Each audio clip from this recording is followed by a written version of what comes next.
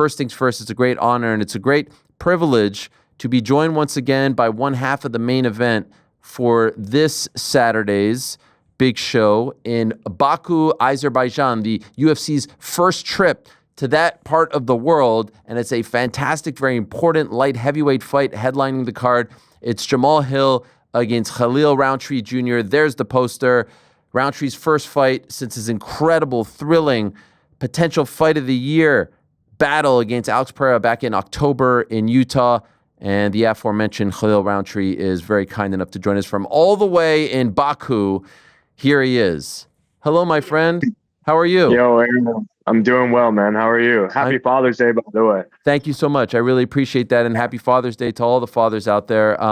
Man, I'm so excited to talk to you because, honestly, 8 months later, I'm still in awe of what you did against Alex Pereira back in Utah in October. It was such a fun fight. It was such an enjoyable fight. I had a really hard time not giving it the fight of the year because to me there was something so magical. It was down to that one and Islam and Poirier for me last year. And I know you're removed from all of it, and I'd love to talk to you about it in a moment, but I just wanted to say congratulations on that performance. This is the first time we get to speak to you since then. It was really magical to see you step up to the plate and fight the way in which you did back in October of last year. And thanks, Ariel. I'm glad you were entertained. As you know, it seems like most of the world was. Yeah, I definitely, put my whole heart into that fight. So here we are again. Could I ask, everyone I'm sure was like giving you props and congratulating you and telling you how much respect and admiration they had for you after the fight, but you wanted to win. Like, you weren't there to be second place. And so how did you balance, like, hey, I should be proud, I'm getting love, but also, the job wasn't done?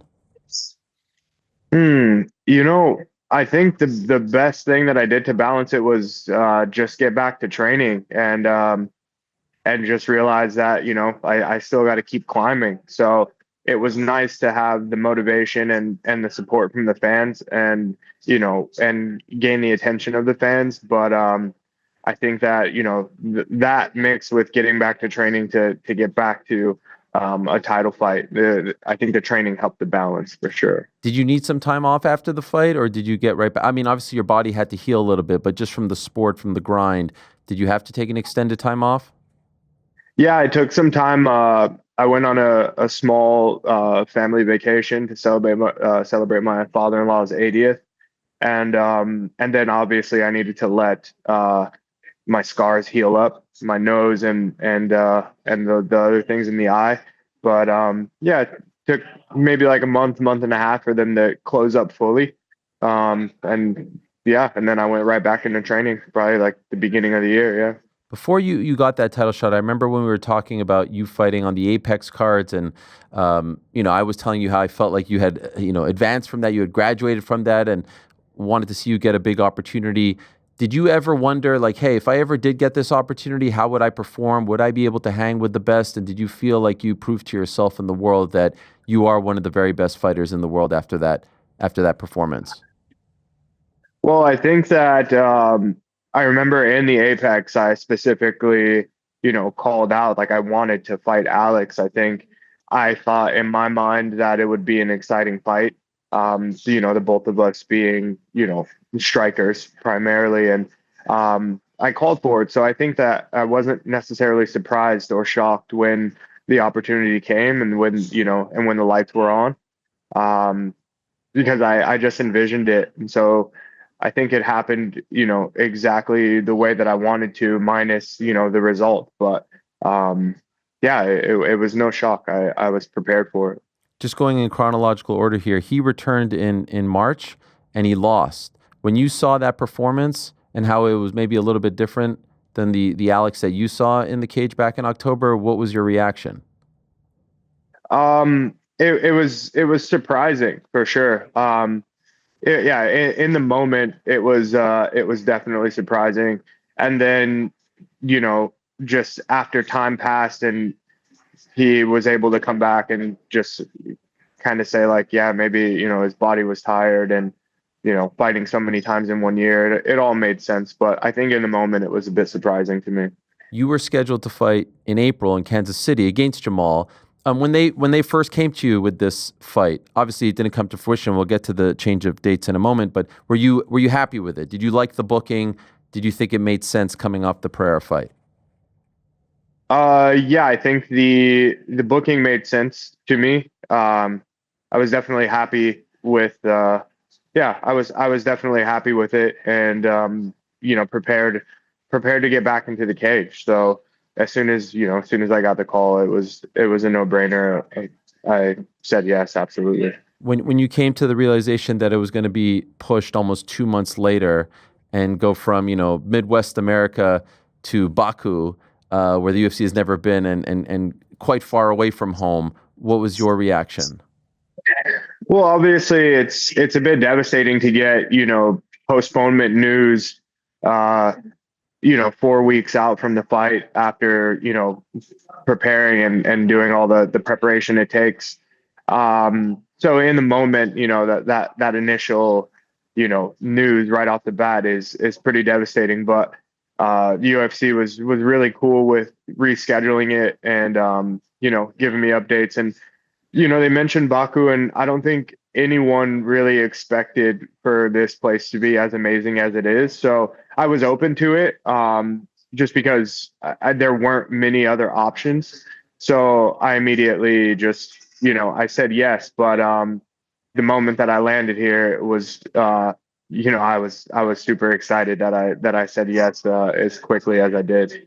We're showing some footage from your relatively new YouTube channel, which has tremendous production and really great insight and looks into your career. So I highly suggest everyone check it out and subscribe to it. And that opening shot is you entering the arena, and it seemed like you were almost like a little bit emotional as you were taking it all in. What were you experiencing?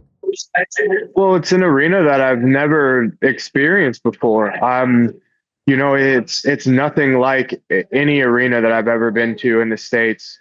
It's nothing like the T-Mobile. It's nothing like anything. It's got a very different feel to it. It definitely feels authentic to Baku. This place it's tremendous. I've just been in awe of everything that I've experienced here. So the arena was just one of those experiences. It just feels like a special place. It's got a different energy to it. I can't even explain it. It's like it's not high up. It's kind of like low ceilings, but the floor is really wide. And I was just imagining it being packed with people. And yeah, it kind of brought me some chills, man. Yeah, and we're seeing some photos of how happy you seem to be there. When did you actually get to Baku? I got to Baku. Oh, today's Monday, so I got here very late last Saturday. So like a little over a week ago. Yeah, I've been here a little over a week now. Yeah. Because in that video you talked about the jet lag, and so and how much it was kind of like affecting you a little bit at the beginning. Yeah. How are you doing? How are you dealing with that now? How is it? Oh, I'm fully adapted now. Like I feel great. Yeah, my body's acclimated. Normal sleep schedule, normal training schedule. But yeah, the first few days were definitely a bit rough for me. I'm not gonna lie. When you are out and about and just talking to people, you're one half of the main event. Usually when the UFC goes to a country for the very first time, there's an intense like excitement, the build up, the posters, the billboards, people out and about. Are you sensing that as well? Are a lot of people coming up to you, thanking you for coming, showing you love? Are you feeling all of that? I've never gotten this Wow. amount of just joy and support anywhere in the world. Every single fan, every single person is super excited about this card. It I don't know. It's unreal, honestly. So yeah, the first week, even now, everybody is really excited, which is really crazy, man. To be honest, they've definitely got some dedicated fans here, and it just seems like the people are excited to have the UFC here in Baku for the first time. Um, it's one of these things where like you got to be here to really experience how excited these people are to have us. No knock on Kansas City, but it's just a bit of a different vibe, right? Yeah, no knock on Kansas City, but I'm telling you, the people's smiles on their faces, um, that the fact that they're having a UFC here in their city, they're man, their smiles are through the roof. It's crazy. I heard you talking about John Wood, your coach in Las Vegas at Syndicate, and how much he's meant in your life. I saw that he was in Georgia with Marab. He had a big weekend a couple weekends ago. I'm assuming he'll be there, right? He'll be coming from Georgia to Baku. Yeah, John Wood's already here. He got Okay. here a few days ago. He came here directly from Georgia. And yeah, as soon as he touched down, we got right to training. He's a busy man with with a lot going on, a lot of success. Congrats to Marab. That was an amazing performance, and congrats to John for just all the hard work he's putting in. But yeah, he's here, and yeah, we're on to the next event. You told a story also on your YouTube channel, which I suggest everyone checks out, about like 10 years ago seeing John when you were working construction and how you kind of thought that you would maybe not pursue this anymore. And he convinced you to come to the gym and work with him and that you're too talented to stop fighting now. Who was that guy 10 years ago? And were you almost done with MMA working construction at that point? It was actually the very beginning of my pro career. So I wasn't done, but I didn't really know what was ahead of me. I had, I think, maybe one or two fights in the RFA at the time. And I just didn't really know what was possible, or I think I was just too young and green, to know what it took, to get to where I'm at today. And so John was just that guy who was able to kind of guide me in the right path to show me what was possible. So yeah, I was very green, very new. And yeah, I was working construction because it was, putting food on the table. And it seemed like the safe and the secure route to go at the time. Um, until, John told me, like, yeah, it's going to take sacrifice, but, you've got too much, talent and skill to just give it up this early. And so I'm definitely grateful for that. That young man, would he have ever believed the story would play out like this? I don't think he would have fully believed. I think at the time, I think when you're young and you want something, and like, I want this new car, I want this, but you don't really realize, and you might imagine it, but you don't really realize the work that it takes to get there. So I could have imagined it, but I would have never imagined the road and how hard how hard it would have taken to get here. But now it kind of feels like it's really all coming together for you. Main event after main event, title fights, title contention. It does sort of feel like the stars are aligning. No? Yeah, yeah. I think that the stars are aligning. I've been through what I feel like I've been through the fire, in my career, just getting into the UFC pretty early, having to go through, just different types of losses, different types of challenges. So I feel like I'm at a point now where I understand what it takes. I understand the game, and yeah, now I'm locked in. So yeah, things are aligning, but I think it's all because of the journey. We talked about John obviously being a big part of your team.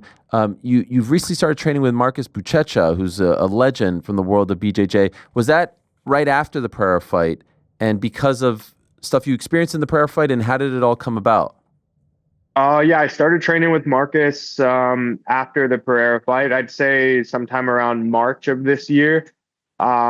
We have mutual friends and sponsors with Santos Studio. We're building. I don't know if you've seen that, but Santos Studio, we're building just an incredible team of athletes, not only in MMA and jiu-jitsu, but motocross, surfing, skateboarding. We've got just an incredible team of people behind this brand, and Buchecha just is one of our jiu-jitsu athletes. So with that being said, we linked up, we joined forces, and I was helping him with some striking stuff. He was helping me with some grappling stuff, and I think it wasn't for anything that I experienced in the Alex fight particularly. It was just more just knowing like as I continue to climb this mountain of getting to the belt, I'm just gonna have to be prepared in the best way possible in all areas. And I was just blessed enough to be able to cross paths with Buchecha and get in, some sessions with him and learn from him and Leo Vera and Bernardo Tavlaro and just Jansen Gomez, who just, killed it in the IBJJF world. So yeah, I just, for some reason, yeah, the stars aligned there and I got to start to train with some high level grapplers. When you found out that Jamal couldn't fight on the 26th of April, was there ever any talk of just having a replacement opponent and staying on that date? No, I don't think that anybody was available from what I remember hearing from the UFC. I think everybody was pretty much booked. Um, yeah, and that was pretty much it. So yeah, the postponement was the only option. To the best of my knowledge, you were ready to go, right? Yeah, always. So how did you? I mean, that was, I remember it was like early April when we got word, and then they put in Gary and Praches. So you're pretty damn close to fighting at that point. What did you do to take your foot off the gas so that you don't peak, 2 months early? Um, yeah, I just kind of switched back to how do I say it? Like, I mean, that's the term that I use. I just, kind of took my foot off the gas a little bit. But I just went back to some learning and brushing up on some stuff that, that I wanted to practice. And yeah, just kind of did my best to dial down the intensity, but remain learning, remain active. Jamal, he's outspoken. He has a YouTube channel. Some guys he's got a good relationship with that he fights. Some maybe not so much. Him and Pereira went back and forth. Him and Yuri went back and forth. What is your relationship like with him? We actually don't have a relationship. There's not too much dialogue. Yeah, there's nothing really there Okay. from So my perspective. there's Yeah. no good blood. There's no bad blood. There's just non-existent blood. Yeah, from my perspective, yeah. Okay. Your thoughts on him as a challenge, based on the skill set that you see from him? What do you think? Yeah, I mean, man, former champion, I think that says enough. Um, Former champion. So I feel like it's just the time for me to, really go in there and do my best against a former champion. And you don't get that, you don't get that title without having skill and experience to back it up. So I've done everything that I can to be prepared for this one. Have you or your team been told you win this fight, you're right back in the title picture? Is that what is at stake here, especially if Magomed wins? There's not too much. There hasn't been too much talk. I mean, there's been talks of what we'd like after this, and I think that the UFC, they have their own ideas and thoughts on what they would want. But my plan is to put on a performance that makes a title shot again undeniable, if that makes any sense. You said what you'd want. You sort of expressed that. What do you want? Like, is it clear that you will, if you get a great performance, you will ask for a title shot? Yeah, I'm definitely sure that I'm ready to be a champion and I'm ready to be the champion. And everything that I'm working on and doing is to be prepared for that again. And so, yeah, that's absolutely what I want and what I'm gunning for. So my plan is to put on, yeah, an undeniable performance so that I can get that chance again. I know a few things have to happen, but is the dream that Alex, gets the belt back and that you can beat him to become champion? To be honest, I really don't. I don't really care who the champion is. Until it's me. I get To it. be honest, like yeah, I think that would be a great fight. I'm sure that people would want to see a second fight between us for the belt again. That's like, I think that would be exciting. But it's nothing that I'm like hoping for. Yeah, whatever, whoever has it. I'm doing my whatever I can to prepare to prepare to fight whoever has it. So yeah. I saw that you framed your gear from that fight. Do you usually do that after your fights, or was it just that one? No, just that one. I think to me that was just a reminder for me. Like I that was a big fight for me. And it was my first fight, my first time fighting for a belt, and it was an amazing fight. And I knew that I gave my all in that fight. And it's one that I never wanted to forget. And even though I didn't get the result, I think that I got other results. Like I grew inside from that fight, and so that's something that I just wanted as a memory, and something that when my time's up, hopefully I can pass to my children or leave to somebody in my family, or I just felt like that was something that was worth framing. I love the idea of you growing after the fight, and you're always very thoughtful when it comes to your performances. How do you think you grew? How do you think you're a different person this time around, the guy that we're seeing now?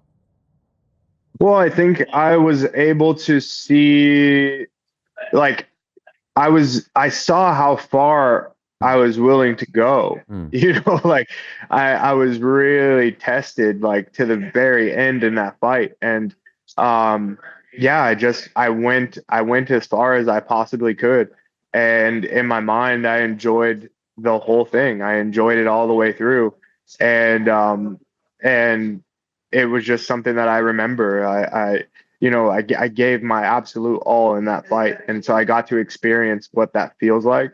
Um, and I think that it helped me just grow, and not necessarily be afraid of the fire, for lack of better words. Like, I've been through the fire, and although I didn't make it out victorious, like, I've been there, and I felt it, and so I think that it toughened me up a bit. Have you ever felt that after a fight?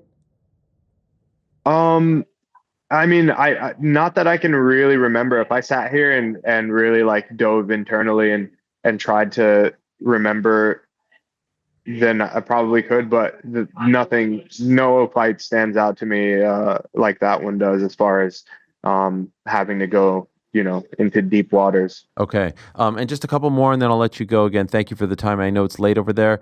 Can I ask Sure. about Cooper? You posted Oh about man, your dog. I'm sorry. I'm sorry to yeah. hear that. So, um, if people who keep up with me or who follow me know that my coach Lorenzo has been in my corner for a really long time, probably over 10 years. And Cooper is Lorenzo's dog, and Preston in the back with the sleeveless shirt. That's Lorenzo's son, who's like a brother to me. And so Cooper was a part of the family. He's been almost every training camp with me for the past 10 years. He has run mountains. He's 15 years old. He's done it all. He was just like the community guy. Everybody who came in contact with Cooper had a relationship with him and loved him. So it was my coach Lorenzo's dog, but it was just a family dog, man. He was the community dog, and 15 years old. And it was just his time. Age got to him, but it was a tough one because he was always a part of my camps, and I saw him literally every single day. um it's just one of those weird things, like, just relationship with dogs. And as I saw he was getting older, I was like, man, you got to stick around. Like, I'm gonna bring you the belt back, Coop. Like, I'm gonna bring the belt back home for us. Just some people may call it weird, but I just, that was my relationship with the dog, and you know, that was, that was kind of my promise to him. So um, he was there, through this fight camp, and right towards the end is when he passed. So definitely have him in my heart. Lost two close, like, family dogs within a week of each other. So Oh man. my heart goes out to my coach, and to my closest friend Pat and Andrea, who lost their dog. So it's just, yeah, it's tough, but I stay strong for them, and I keep them with me for sure. I'm sorry to hear that. There's, as you know, and not to go too deep into it, but there's a little unrest in that region right now. Are there any sort of precautions, issues, security concerns, or anything like that that you've had to deal with? Yeah, very unfortunate, what's happening in these regions for sure.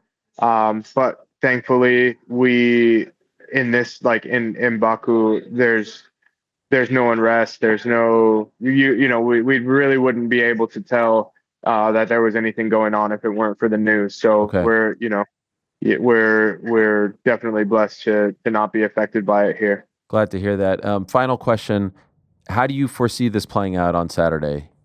From what you envision, you've had a lot of time to think about this fight because you were supposed to fight 2 months ago. What are you feeling right now?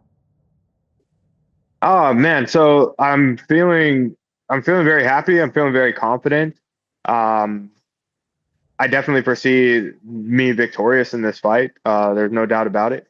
And as far as how it's going to happen, it can happen many different ways. But all in all, I'm prepared and I'm confident that I'm going to come out with the W for sure. Love it. Love that you're back. Congratulations on a great stretch for you again on the amazing fight. But now we turn the page and we look forward to this one on Saturday.